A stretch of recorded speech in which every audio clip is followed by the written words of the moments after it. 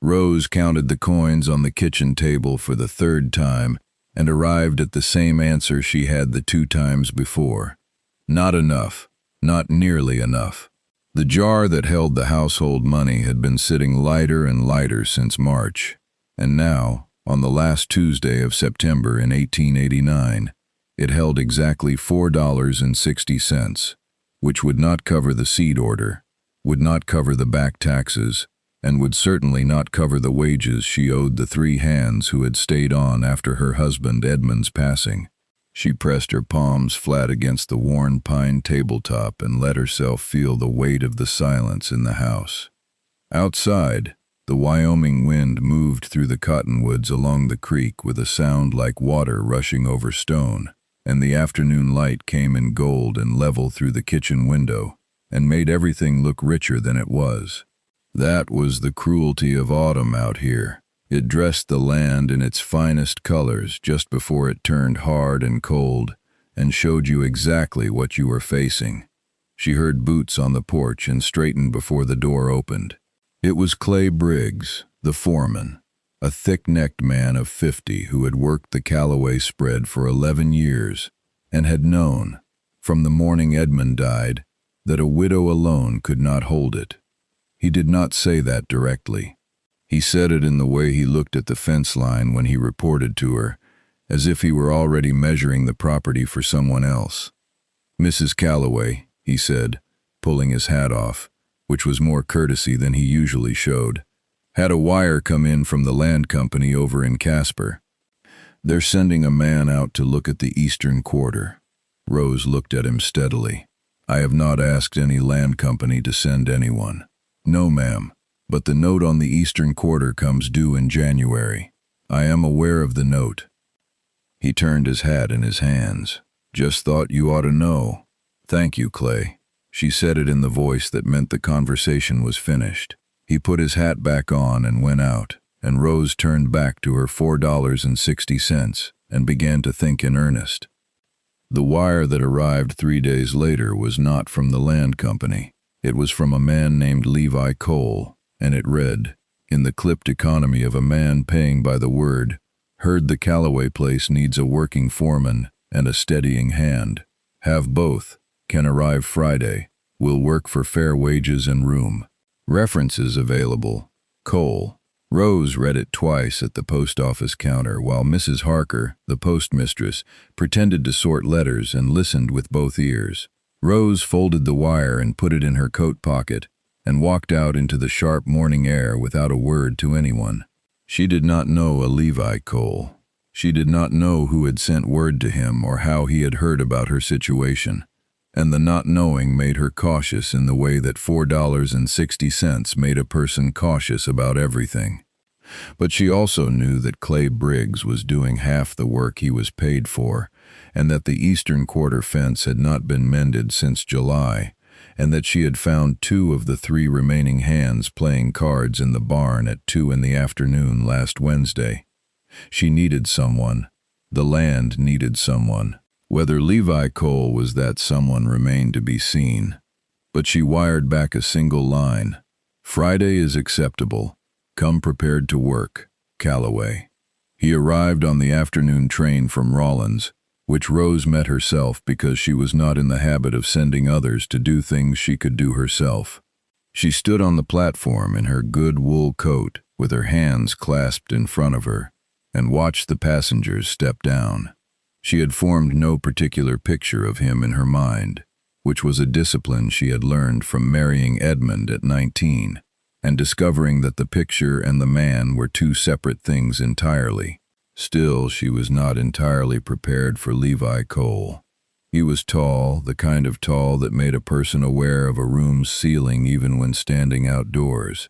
He had dark hair going gray at the temples and a face that had spent considerable time in the weather. Not rough exactly, but settled, the way good leather settles after years of honest use. He carried a canvas bag over one shoulder and a bedroll under his arm, and he moved through the milling platform crowd with the unhurried certainty of a man who had learned long ago that hurrying rarely improved outcomes. He spotted her before she hailed him, which told her something. He had done his homework. "Mrs. Calloway," he said, and offered his hand, which not every man would do to a woman he was asking to hire him. She shook it. "Mr. Cole, thank you for the wire. I have not hired you yet," she said. Something moved in his eyes.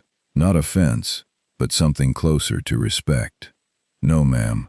I understand that." She had arranged for them to speak in the small office at the back of the house, which had been Edmund's room, and still smelled faintly of pipe tobacco and oiled leather. She set coffee on the table and sat across from him with a ledger open and a list of questions she had written out the night before. She asked about his experience. 9 years managing a cattle operation in Colorado, 2 years before that on a horse ranch in Kansas. She asked about his references, 2 letters, both of which she read in full while he sat quietly and let her read. She asked why he had left Colorado.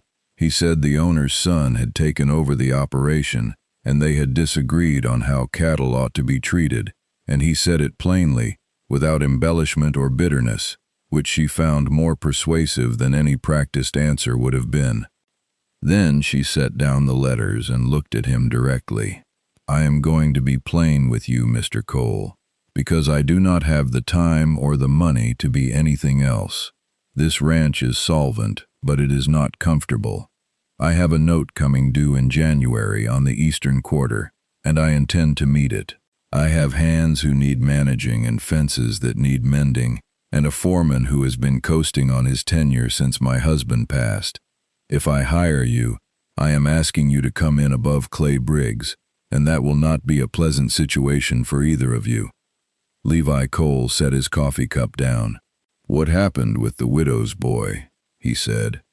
Rose went still. "I beg your pardon?" "Word that came to me said the current foreman sent a widow's boy home when he came looking for work. Said it was charity the ranch couldn't afford." Rose's jaw tightened. "That would be Tommy Reeves. He is 16. His mother does washing in town to keep them fed. Clay sent him off the property without asking me." Levi nodded once, slow. "Then I would like the job, Mrs. Calloway, and if it suits you, I would like to start by riding out to see Tommy Reeves." She studied him for a long moment. The wind pushed against the office window and the pipe tobacco smell rose faint and ghostly from the walls. "The wage is $40 a month in the east bunkroom," she said, "and the boy comes back. Agreed on all counts," he said. "When do I start?" "Now," she said. "Clay Briggs is in the barn." She did not go with him to the barn. That was deliberate. A foreman established his own authority or he had none, and she had learned the hard way that standing over a man's shoulder while he handled difficult business was the surest way to undermine him before he had even begun. She stood at the kitchen window instead and watched the light go long and orange across the yard and waited. It took 22 minutes. She knew because she watched the clock on the mantel. At the end of those 22 minutes, Clay Briggs walked out of the barn with his bag already packed. He must have had it ready, she realized, which meant he had seen this coming and had been waiting for it. And he walked to his horse without looking at the house and rode out down the south road without a backward glance. Levi Cole came to the kitchen door 5 minutes later. He knocked, which Clay had never done in 11 years. "It is done," he said when she opened it. "I see that." She stepped back from the door. "Come in and eat. We will talk about the fence line after." He wiped his boots on the mat before he crossed the threshold. That, too, told her something. The first 2 weeks were a renegotiation of everything. Levi Cole was not a man who spoke much, but he spoke precisely when he did, and he had the quality, rare in Rose's experience, of meaning what he said the first time, without requiring repetition or clarification. He rode the fence line the morning after he arrived and came back with a written list of repairs and the materials required, laid it on the table without commentary, and waited. She approved it. He began work the next day and had the 3 hands working beside him, which they did because he worked harder than any of them. and because there was something in his manner that did not invite refusal. Tommy Reeves came back on the Wednesday of the second week. He was a solemn boy with his mother's careful eyes and hands already calloused for his age, and he stood at the edge of the yard holding his hat the same way Clay Briggs had held his the morning he came to tell her about the land company wire, except that the resemblance ended there, because Clay had held his hat in apology for bad news, and Tommy held his in pure uncertainty about his reception. Levi met him in the yard. Rose watched from the porch. "Tommy Reeves," Levi said, "I hear you know how to mend fence." "Yes, sir," the boy said. "Good. We need the north stretch done before snow. You will work with Anders and get paid the same rate. That acceptable?" Tommy's face went through several things quickly. "Yes, sir. Thank you, sir." "Thank Mrs. Calloway," Levi said, nodding toward the porch. "It is her ranch." Tommy turned and looked at Rose with an expression so plainly grateful it made something tighten in her chest. "Thank you, Mrs. Calloway." "Come whenever you can, Tommy," she said. "You are welcome here." She went back inside before either of them could see her face. She was not a woman who cried easily, but she had learned that the gratitude of someone with very little was one of the things that could undo her composure faster than grief could. The domestic settling happened the way most real things happened, not in a single moment but in the accumulation of small ones, each too minor to remark on and collectively impossible to ignore. She noticed that the water barrel was always full before she thought to check it. She noticed that the kitchen wood was stacked in the lean-to in clean, even lengths, not thrown in the way the hands had thrown it, but laid with the kind of care that suggested the person stacking it had thought about the winter ahead and wanted to be ready. She noticed that the gate to the kitchen garden, which had swung loose on one hinge since August, was repaired one morning between her waking and her breakfast. She did not mention these things, neither did he.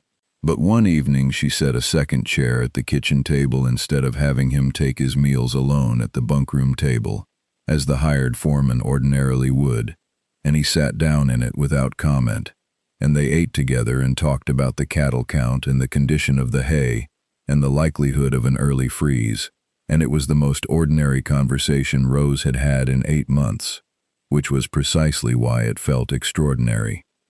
He asked about Edmund once, carefully, in the way that careful men asked about things they sensed were tender. She told him the broad outlines: a good man, a sudden illness, a ranch that had been 3 years short of being truly secure when he died, and Levi listened without filling the pauses with unnecessary words, which was its own form of kindness. She did not ask about his own history yet. She could feel there was a history there, something that had made a man of his capability choose a foreman's wage on a widow's ranch over a manager's position somewhere larger, but she had learned that some things told themselves in their own time, and the asking only drove them deeper. October sharpened into something colder, and the evenings came earlier and made the kitchen the warmest room in the house, which meant they both tended toward it after the day's work was done. He had taken to bringing the account book in after supper and going over the figures while she mended or wrote letters, and she had stopped finding this intrusive, which itself was a change she noted. He found a discrepancy in the feed invoices from July. Clay Briggs had been billing her for 10% more grain than the operation actually consumed, pocketing the difference. And he set the evidence in front of her without drama, and let her look at it and draw her own conclusions. The anger she felt was clean and brief. She had trusted Clay for 11 years on her husband's word, and he had repaid that trust with steady, quiet theft. "Should I wire the sheriff?" she said. Levi considered it. "The amount is under what would bring him out for the winter. You could pursue it in the spring." "What would you do?" "I would let it be known in town that I know," he said. "That kind of man carries his own punishment, if the right people know what he is." She looked at him. "You are a practical man, Mr. Cole." "Most problems on a ranch are practical problems," he said. She almost smiled. Most of them. The threat came in the form of a letter from the Territorial Land and Development Company of Casper, delivered the second week of November on a gray morning, with the smell of coming snow already in the air. It was phrased in the courteous language of legal correspondence, but its meaning was clear. The company had acquired the note on the eastern quarter from the original creditor, and they wished to discuss terms, and their representative would be calling on the 15th of November to do so. The representative's name was Gerald Fitch, and his title was Regional Director of Acquisitions, which told Rose everything she needed to know about his intentions. She brought the letter to Levi that evening and set it on the table between them. He read it carefully. "How much is the note?" $420. He was quiet for a moment. "What does the eastern quarter run in a good year?" 200 in cattle plus the water rights to the creek fork, which are worth more than the land itself if anyone builds south of here. He looked up from the letter. "That is what they want, not the land." "Yes," she said. "I have known that since Clay sent Tommy away. Clay was telling them what was here." Levi's face went very still in the way it did when he was thinking hard about something he did not intend to do halfway. "We have until the 15th, he said. "That is 10 days. I cannot raise $420 in 10 days. "No," he said. "But there is another way to hold the note." He paused, and she could see him choosing his words with the same care he chose everything. "If the ranch were secured by a second party standing, a spouse, say, the company could not acquire it under the terms of the Territorial Property Act without both signatures." Rose was very quiet. The fire in the stove settled and popped. Outside, the first snow of the season was beginning. She could hear it beginning. The peculiar silence that preceded it breaking into the soft hiss of flakes against the window glass. "That is a considerable solution to a financial problem," she said finally. "It is," he agreed. "I am not suggesting it lightly." "Are you suggesting it at all?" He met her eyes. "I am suggesting that we could discuss it as a practical arrangement, the same way we discussed the foreman's wage in the bunk room." She thought of Edmund, of the picture she had formed at 19, and the man who had turned out to be different and still good. She thought of the water barrel always full, and the gate rehung on its hinge, and the way Levi Cole had said the boy comes back, before he had even asked about the wage. "If we discussed it as a practical arrangement," she said carefully, "what would the terms be?" He looked at her steadily. "The ranch stays yours. I work it as I have been working it. You have the full right to end the arrangement at any time the financial situation is resolved, and I will sign whatever paper makes that clear." He paused. "Those are the terms I would propose." "And what would you need from the arrangement?" Something shifted in his expression. Not much, but she had been watching his face for 6 weeks, and she could read the small things in it now. "A place," he said. "That is all." She understood then what she had sensed and not asked about. He was a man without a place, not homeless in the rough sense, but unmoored, without a fixed point.